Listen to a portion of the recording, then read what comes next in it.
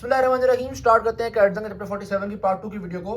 हम लोग basically tuberculosis को ट्रीट करने वाले ड्रग्स को स्टडी कर रहे थे। उसमें हमने कहा था कि फर्स्ट लाइन एजेंट्स में 4 ड्रग्स आते हैं, जिसके लिए निमोनिक के पास राइप था, रिफेम्पिन था, आइसोनिazid था, पैराजिनामाइड था, इथैम्बिटोल। हम लोग आइसोनिazid को डिटेल से पढ़ चुके थे, रिफेम्पिन को भी मेनली पढ़ चुके थे, लेकिन थोड़ी बहुत बातें रिफेम्पिन के बारे में मिसिंग रह गई थी। अच्छा, एक तो थोड़ा काइंड ऑफ निमोनिक है, यानी हम पढ़ तो पहले चुके हैं रिफेम्पिन को, लेकिन देखो आर से आपके पास रिफेम्पिन आ गया। ठीक है, अगर मैकेनिज्म याद करना तो आर से आप याद रख सकते हैं आरएनए पॉलीमरेज के ऊपर एक्ट करते हैं। ठीक है, इसी तरह आप ये भी याद रखते हैं कि इनकी रैपिडली रेजिस्टेंस डेवलप हो जाती है इनके अगेंस्ट, तो ये भी आर से ही आपको एक और चीज़ याद हो जाएगी। फिर आप ये भी याद रख सकते हैं कि इसकी मेन टॉक्सिसिटी क्या है, रेड या ऑरेंज यूरिन, स्वेट, टीयर्स या ये जो फ्लूइड्स होते हैं बॉडी के, ये रेड ऑरेंज होना शुरू हो जाते हैं। ठीक, और एक और टॉक्सिसिटी इसकी ये है कि ये साइटोक्रोम P450 की एक्टिविटी को रेज कर देता है, तो rise in activity of cytochrome P450। तो ये काफ़ी सारे आर्स हैं आपके पास, आर से रिफेम्पिन, आर से RNA polymerase, R R R R. ठीक होगी बात। अच्छा, ये जो रिफामाइसिन बेसिकली ड्रग ग्रुप का नाम है, उसमें से एक ड्रग था रिफेम्पिन, जिसको हमने मेनली स्टडी किया था। तो उसी से सिमिलर कुछ और भी हैं, जिस तरह एक रिफाब्यूटेन है। ये कह रहे हैं कि साइटोक्रोम P450 के ऊपर इसका कम इफेक्ट होता है, ये उतना ज़्यादा रेज नहीं करता। तो अगर ये बंदा कोई ऐसे ड्रग्स ले रहा है जो कि साइटोक्रोम P450 के ऊपर, मतलब साइटोक्रोम P450 पर डिपेंडेंट है, तो हम कोशिश करते हैं कि फिर उसको हम रिफेम्पिन ना दें, रिफाब्यूटन दे दें या इस तरह का कोई और ड्रग दे दें। तो ट्यूबरकुलोसिस के कॉम्बिनेशन में रिफाब्यूटन ने काफ़ी हद तक रिप्लेस कर दिया है रिफेम्पिन को, ड्यू टू इस less toxicity and less drug interactions. सही होगी बात। उसके अलावा एक और भी है, उसका नाम है रिफापेंटाइन। इसकी फार्माकोकाइनेटिक्स हमारे लिए काफ़ी अच्छी, क्योंकि ये वंस वीकली डोज देनी पड़ती है इसकी, और वही डोज काफ़ी चलती रहती है। तो खास तौर पर जो लेटेंट इन्फेक्शन होती हैं, यानी कि जो इन्फेक्शन बंदे को अरसाए दराज से है, उसके लिए दवाई भी अरसाए दराज खानी पड़ेगी, उसमें हम लोग इसको प्रेफर कर लेंगे। और एक और दवाई का नाम लिखा हुआ है रिफैक्सिमिन। ये बता रहे हैं कि ये भी रिफेम्पिन का डेरिवेटिव है, और ये गैस्ट्रोइंटेस्टिनल ट्रैक में अब्जॉर्ब नहीं होता, इसलिए इसको हम ट्रैवलर्स डायरिया के लिए भी यूज़ कर लेते हैं। मतलब डायरिया को ट्रीट करेगा, और इसके वजह से अब्जॉर्ब ही नहीं हो रहा, तो सिस्टमिक साइड इफेक्ट्स वगैरह कॉज नहीं करेगा। तो आप देख सकते हैं ज़्यादातर जो ट्यूबरकुलोसिस के ड्रग्स थे वो ट्यूबरकुलोसिस ही के लिए यूज़ हो रहे होते हैं, ज़्यादातर के, बल्कि बाकी सारे इसी तरह के हैं। एटलीस्ट फर्स्ट लाइन तो इसी तरह के हैं। आइसोनिazid के भी क्लिनिकल यूज़ में आपके पास सिर्फ टीबी ही था। आगे हम देखेंगे इथैम्बिटोल का भी क्लिनिकल यूज़ में सिर्फ टीबी आएगा, पैराजिनामाइड के भी क्लिनिकल यूज़ में सिर्फ टीबी ही आएगा, यानी ट्यूबरकुलोसिस ही आएगा। लेकिन रिफेम्पिन ऐसे थे जिसके क्लिनिकल यूज़ में पहले हमने देखा लेप्रोसी में भी यूज़ हो रहा है, मेनिंजोकोकल में भी यूज़ हो रहा है, स्टेफाइलोकोकाई में भी यूज़ हो रहा है, और अब हम देख रहे हैं कि ट्रैवलर्स डायरिया में भी यूज़ हो रहा है। ओके की बात। तो बेसिकली हमारा जो फर्स्ट लाइन ड्रग्स थे उसमें हमने रिफेम्पिन को भी स्टडी कर लिया, आइसोनिazid को भी स्टडी कर लिया। अब हम आएंगे इथैम्बिटोल और पैराजिनामाइड की तरफ। तो स्टार्ट करते हैं इथैम्बिटोल को। इसका मैकेनिज्म ऑफ एक्शन क्या है? अरेबिनोसाइल ट्रांसफरेजेस को इनहिबिट करता है। अरेबिनोसाइल ट्रांसफरेजेस का क्या काम होता है? ये अरेबिनोग्लैक्टैन बनाते हैं, जो कि एक और माइकोबैक्टीरियल सेल वॉल का कंपोनेंट है। तो पहले हमने आइसोनिazid पढ़े थे, जो कि माइकोलिक एसिड को सिंथेसिस होने से रोक रहे थे। माइकोलिक एसिड भी सेल वॉल ही का कंपोनेंट था। अब हम इथैम्बिटोल देख रहे हैं, वॉवल से ही ई आता है, वॉवल से ही ए है, तो इथैम्बिटोल अरेबिनोसाइल या अरेबिनोग्लैक्टैन। ठीक है, तो ये बेसिकली अरेबिनोग्लैक्टैन की सिंथेसिस को रोकता है, जिसकी वजह से सेल वॉल ही इनहिबिट होगी। डन होगी बात। रेजिस्टेंस कैसे डेवलप होगी? तो ये जो जिस एंजाइम के ऊपर ये एक्ट कर रहा था उसमें म्यूटेशन आ जाएगी और वो काम करना छोड़ देगा, या इनफैक्ट जो जीन है अरेबिनोसाइल ट्रांसफरेज बनाने वाला, वो जीन में म्यूटेशन आएगी और वो कहेगा कि यार अरेबिनोसाइल ट्रांसफरेज तुम जरा अच्छे बच्चे बन जाओ, इथैम्बिटोल को इतनी लिफ्ट ना कराया करो। हर जगह आप देखोगे जहाँ भी किसी ड्रग को कोई एक्टिवेट करने वाला, किसी ड्रग को कोई एक्टिवेट करने वाला एंजाइम होगा या कोई टारगेट एंजाइम होगा, उसकी म्यूटेशन से अक्सर रेजिस्टेंस डेवलप हो जाती है। सही हो गया। फार्माकोकाइनेटिक्स के अंदर हमने क्या डिस्कस करना होता है? एब्जॉर्प्शन अगर देखे जाए तो ये ओरली अच्छा एब्जॉर्ब हो रहा है, डिस्ट्रीब्यूशन देखी जाए अच्छी डिस्ट्रीब्यूशन है, सीएनएस के अंदर भी जा रही है, बिल्कुल जैसा कि रिफेम्पिन के अंदर भी था। मेटाबॉलिज्म देखा जाए तो ये अनचेंज होता है, यानी कि बहुत ज़्यादा मेटाबोलाइज नहीं होता, और एलिमिनेशन देखी जाए तो यूरिन के थ्रू एलिमिनेट हो रहा है। इतनी इंपॉर्टेंट फार्माकोकाइनेटिक्स इस चैप्टर में किसी भी ड्रग की ज़्यादा इंपॉर्टेंट नहीं है, सिवाय इसके कि एसिटाइल, ये जो आपके पास आइसोनिazid था, इसकी आपके पास एसिटाइलेशन होती है। सही होगी बात। तो आगे चलते हैं वाली।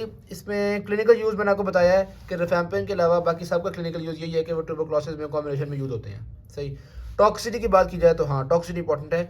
Dose dependent visual disturbances cause कर रहे होते हैं।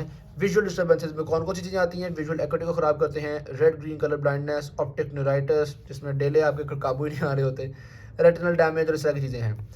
तो कहने का मतलब ये देखो, ज़्यादा जो टीबी के ड्रग्स हैं ना, उनका क्लिनिकल यूज़ इंपॉर्टेंट नहीं है, उनकी फार्माकोकाइनेटिक्स इंपॉर्टेंट नहीं है, मैकेनिज्म भी कम इंपॉर्टेंट है, ठीक है। मैकेनिज्म और रेजिस्टेंस जो है थोड़े बहुत इंपॉर्टेंट है, और सबसे ज़्यादा इंपॉर्टेंट टॉक्सिसिटीज़ है। ये आपने बहुत सही सही से याद करनी है, और खासतौर पे कोई एक आधी बड़ी डिस्टिंग्विशिंग टॉक्सिसिटी होती है, जिस तरह यहाँ पे रेड यूरिन टॉक्सिसिटी थी, यहाँ पे विजुअल डिस्टर्बेंसेस, और डोज डिपेंडेंट है, यानी कि डोज को कम करोगे तो वो विजुअल जो सिम्टम्स थे वो ठीक हो जाएंगे।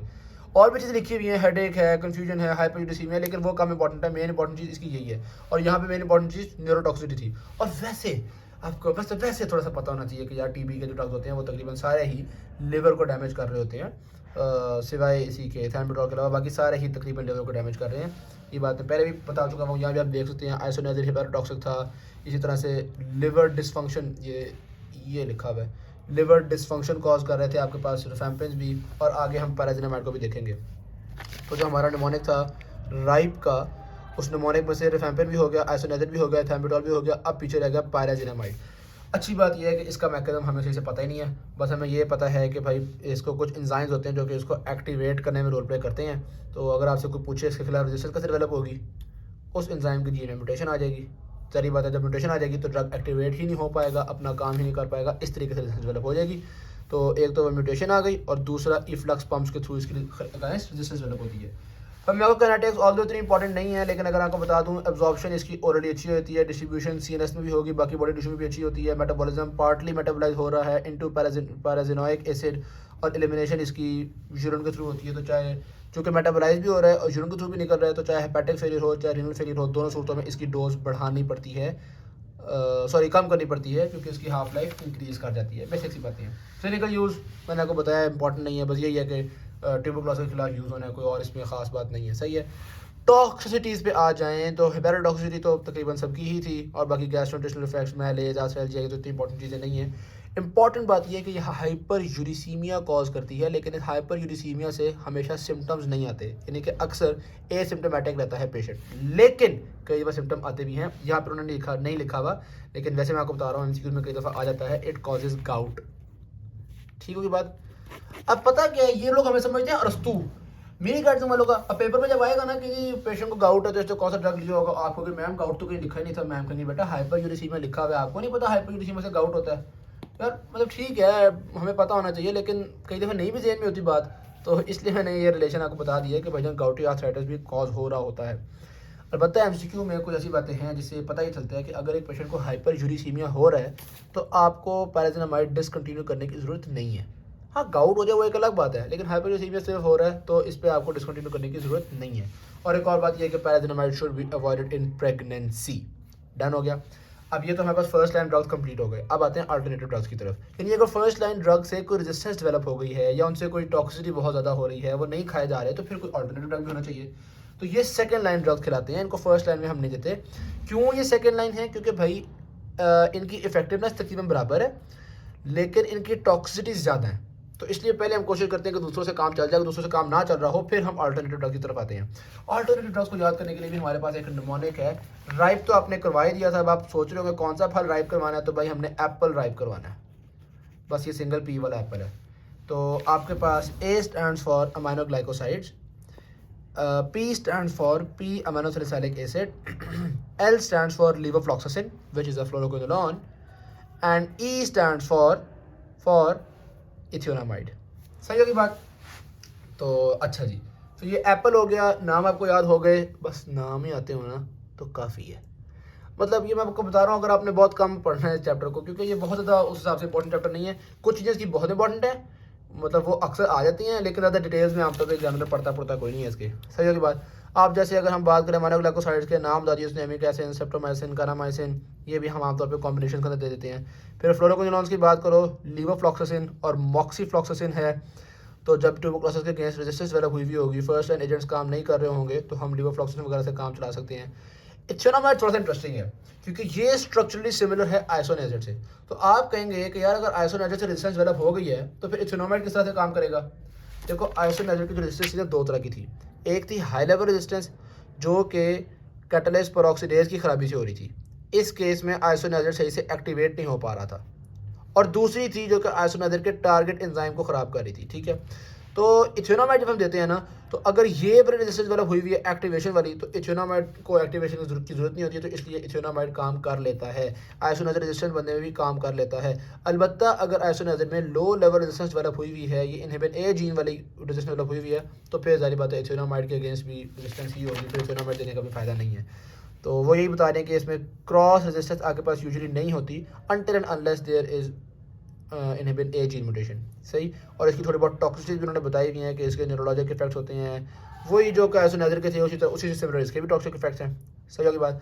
एप्पल का पी आता है, अब वो है पी अमाइनो सैलिसिलिक एसिड, ये भी बहुत कम यूज़ किया जाता है क्योंकि इसके अगेंस्ट रेजिस्टेंस फौरी डेवलप होती है और इसकी टॉक्सिसिटीज़ काफ़ी हैं, पेप्टिक अल्सरेशन है, हाइपर सेंसिटिविटी हो जाती है इसके खिलाफ, किडनी लिवर थायराइड फंक्शन सारे तो कोई ख़राब कर रहा होता है।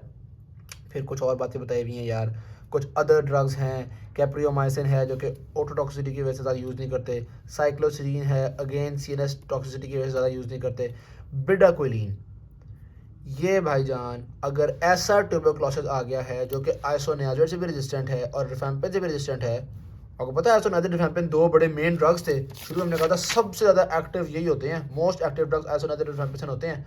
तो अगर इन दोनों से रेजिस्टेंट ट्यूबरकुलोसिस तो फिर उस सूरत में बिडाक्विलीन एक अच्छा ड्रग होता है, हम इसको यूज़ कर लेते हैं। बेसिकली ये क्या है, ये एटीपी सिंथेज इनहिबिटर है माइकोबैक्टीरिया का। तो सारी बात है, अगर इतना अच्छा ड्रग है तो कोई टॉक्सिटीज भी होंगी। अच्छा हमारा इतना तगड़ा ड्रग है, इतना तगड़ा इसका इफेक्ट है, तो ये बेसिकली क्यूटी प्रोलॉन्गेशन कॉज करता है, नोजिया, आर्थ्रैल्जिया, हेडेक, कार्डियोटॉक्सिटी, हेपेटोटॉक्सिटी, ये सारी चीज़ें भी ये कॉज कर रहा होता है। अच्छा अब आप कहेंगे कि यार छन मॉनिक बनाए अमजद भैया आपने, ये सारी चीज़ें निकाल ही दी हैं, कैप्रियोमाइसिन ये वो, तो भाई ज़्यादा इंपॉर्टेंट डॉक्टर्स है ना वो एप्पल में कवर हो जाते हैं, ये देख रहे हो।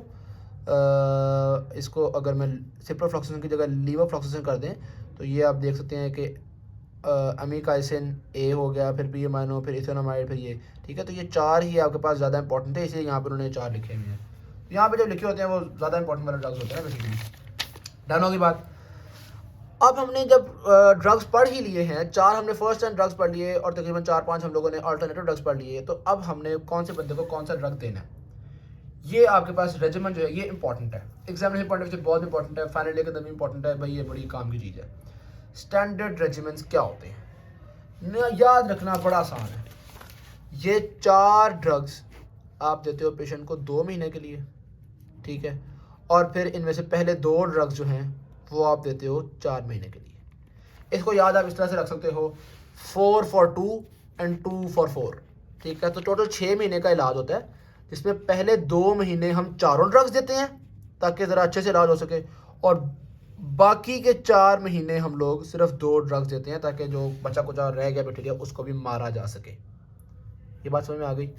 तो ये जो पहले 2 महीने हैं जिसमें आप चारों ड्रग्स दे रहे थे, ये बड़ा इंटेंसिव किस्म का इलाज हो रहा है, इसको हम कहते हैं इंटेंसिव फेज। इसमें 4 ड्रग्स दे रहे होते हैं और ये 2 महीने चलता है, और फिर जो मज़ीद आगे 4 महीने हम लगे रहते हैं इस टाइम में जिसमें 2 ड्रग्स दे रहे होते हैं, इसको हम कहते हैं कॉन्टिन्यूएशन फेज। तो पहले इंटेंसिव फेज में कोशिश की कि ज़्यादा बैक्टीरिया मार दिया जाए और फिर आपके पास कॉन्टिन्यूएशन फेज आ जाता है। तो ये जब आपसे डॉट रेजिमेंट पूछें या स्टैंडर्ड थेरेपी पूछें तो आप उसमें ये वाली बात बता सकते हो, ज़्यादातर लोगों के अंदर यही दिया जाता है। लेकिन अगर आप देख रहे हो कि यार इतनी ज़्यादा देर ना दिया जाए, पेशेंट नहीं चाह रहा कि वो इतनी देर खाए, या कुछ आप डिफरेंट चाह रहे हो, तो यार थोड़ा कम टाइम कर लो। अब आपको पता है ना 2 महीने के अंदर कितने हफ्ते होते हैं, 8 हफ्ते होते हैं ना। तो हम एक अल्टरनेट ये करते हैं कि चलो यार ये जो इंटेंसिव फेज था, जो 4 ड्रग्स 2 महीने खाए थे, 4 ड्रग्स 2 महीने ना खाओ, 5 महीने, 6 महीने, 7 महीने, सॉरी 5-6 हफ्ते खा लो, यानी 2 महीने थोड़ा कम टाइम, ठीक है। और इसी तरह जो कॉन्टिन्यूशन फेज़ है वो भी बजाय इसके कि आप इतना लंबा करो 4 महीने का करो, वो भी थोड़ा छोटा कर लो, तकरीबन 3 वीक का कर लो। तो ये एक अल्टरनेटिव रेजिमेंट है जिसमें आप 4 drugs for 2 months and 2 drugs for 4 months नहीं दे रहे, बल्कि 4 drugs for less than 2 months और 2 drugs for less than 4 months, ठीक है। अब मैंने लेस दैन बता दिया कि आपको वैसे याद रहे कि यार ये ऑल्सो 5 to 7 है, लेकिन ये गौर करो ये वीक्स है। सही हो गया। अच्छा अब अगर कोई ऐसा पेशेंट है जिसके अंदर आइसोनाइजर से रेजिस्टेंस है, फिर क्या करें। अब मिसाल के तौर पे हम वही दे रहे हैं जी, पहले 2 महीने में हमने चारों ड्रग्स दे दिए, राइप पूरा दिया, और बाकी 4 महीने में हमने 2 ड्रग्स देने थे, रिफेम्पिन और आइसोनाइजर। अब आइसोनाइजर से रेजिस्टेंस है तो हम इसके अलावा एक और इथैम्ब्यूटॉल भी कंटिन्यू रखेंगे चारों, यानी कि हम कहेंगे 6 के 6 महीने इथैम्ब्यूटॉल भी देते रहो या कोई और ड्रग भी देते रहो आइसोनाइजर के अलावा। आइसोनाइजर पे इतने डिपेंडेंट नहीं होना चाहिए हमें, सही है। या बाज़ औक़ात फिर हमें डोजेस बढ़ानी भी पड़ती हैं या इंटेंसिव फेज़ को ज़्यादा लंबा करना पड़ता है। आमतौर पर तो हमने देखा है इंटेंसिव फेज़ 2 महीने का था, लेकिन हम देख रहे हैं कि इंटेंसिव फेज़ बाज़ औक़ात 4 मंथ्स का भी करना पड़ता है, कब करना पड़ता है? जब मल्टी ड्रग रेजिस्टेंस हो, ऐसा हो जो कि आइसोनियाजिड से भी रेजिस्टेंट था, रिफेम्पिसिन से भी रेजिस्टेंट था। अच्छा, इसमें कौन से ड्रग्स दोगे? बिडाकोलिन दोगे, या बेसिकली हम चेक करेंगे कि ये माइक्रोबैक्टीरिया की ससेप्टेबिलिटी किसके अगेंस्ट है, यानी कौन सा ड्रग इस माइक्रोबैक्टीरिया को मार पा रहा है। तो इसमें आप कह सकते हो इंडिविजुअल रेजिमेंट्स, यानी बंदे टू बंदे वेरी कर रहा होता है कि इसके अंदर कौन सा वाला माइक्रोबैक्टीरिया है, उस हिसाब से हम उसका रेजिमेंट डिज़ाइन करते हैं, उस हिसाब से हम उसकी दवाइयाँ सोचते हैं कि कौन सी दवाइयाँ दी जाएँ।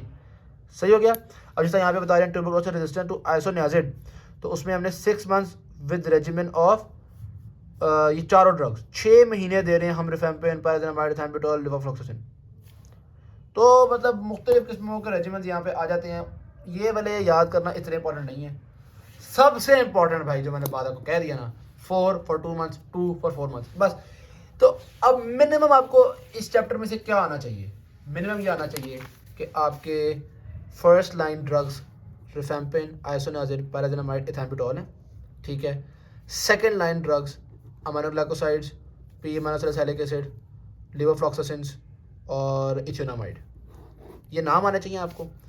रिफेम्पिसिन रेड यूरिन कॉज करते हैं, आइसोनियाजिड्स न्यूरोटॉक्सिसिटी कॉज करते हैं और विटामिन B6 डेफिशिएंसी कॉज करते हैं, और रिफेम्पिसिन का भी याद रख लो कि साइटोक्रोम P450 को भी लेवल को रेज करते हैं, इंड्यूस करते हैं, ठीक है। पाइराज़िनामाइड्स के बारे में याद होना चाहिए कि ये क्या करवाते थे, कौन सी टॉक्सिसिटी करवाते थे? हाँ, इसकी हाइपरयूरेसीमिया वाली टॉक्सिसिटी, गाउट, इसके बारे में इंपॉर्टेंट चीज़ थी, ठीक है। और इथेनोमाइड्स के बारे में इंपॉर्टेंट चीज़ थी आपके पास विजुअल डिस्टर्बेंसेस। सबकी एक एक इंपॉर्टेंट टॉक्सिसिटी याद होनी चाहिए, नाम याद होने चाहिए, और 4 drugs for 2 months and 2 drugs for 4 months। ये बातें आपको पूरा चैप्टर छोड़ना ना, तो कम से कम ये वाली बातें कर लेना, इंशाल्लाह शर्मिंदगी नहीं होगी आपको। Thank you very much. Video अच्छी लगी शेयर जरूर कीजिएगा, चैनल को सब्सक्राइब कीजिएगा। अल्लाह हाफिज़।